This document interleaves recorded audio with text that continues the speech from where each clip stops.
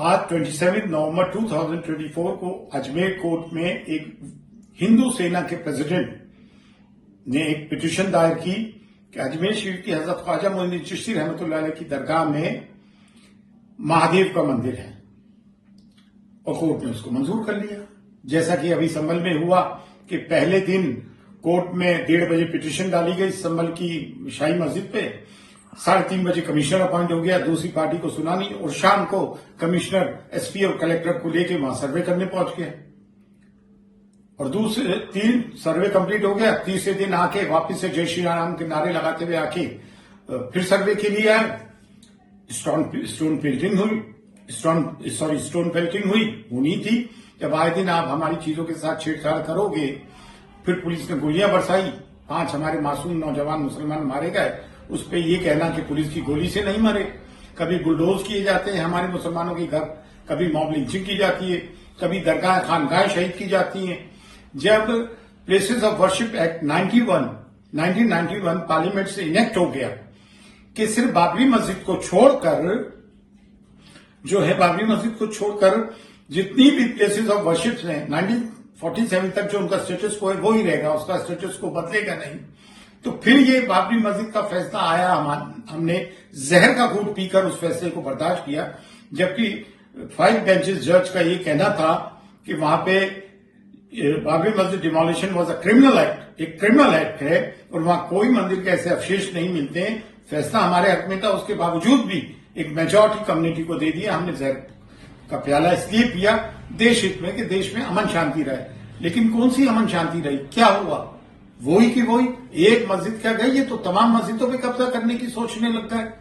ये तो आए दिन का हो गया, कभी दरगाह खानकाहें शहीद होती है, कभी कुछ होता है। और कांग्रेस के जमाने में जब एक्ट आया था तो कांग्रेस क्यों नहीं बोलती है?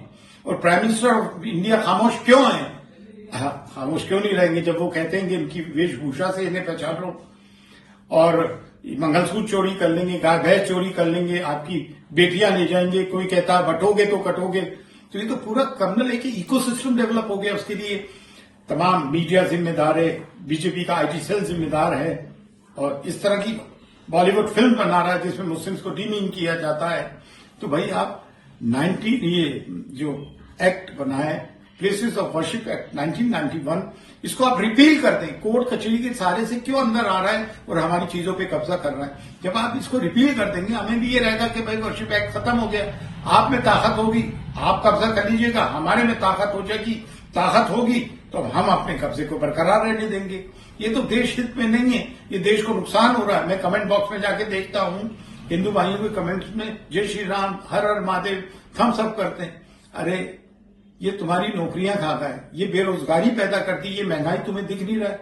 सिर्फ धर्म की ओपीएम पे आप लोग जिंदा है। और ख्वाजा मोइनुद्दीन चिश्ती की तो वो दरगाह है जहां हर धर्म जाति संप्रदाय के लोग आते हैं।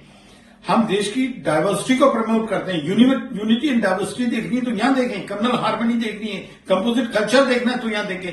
हमारे यहाँ कोई धर्म का भेदभाव नहीं, मसलक का कोई भेदभाव नहीं है यहाँ है। और मुसलमानों में भी आज सख्त यूनिटी की जरूरत है। मैं मुस्लिम्स को भी दावत देता हूं, हर डिनोमिनेशन के, हर मसलक के, कि यहाँ इजाजत पे बैठे। आज जब ख्वाजा मोइनुद्दीन चिश्ती की दरगाह पे हाथ डाल दिया तो बचता क्या है? और जो दरगाह और खानकाहों पे लोग बैठे हुए खामोश रहते थे कि हमारे पे कोई आंच नहीं आएगी, वो सबकी बारी आएगी अगर आप खामोश रहेंगे।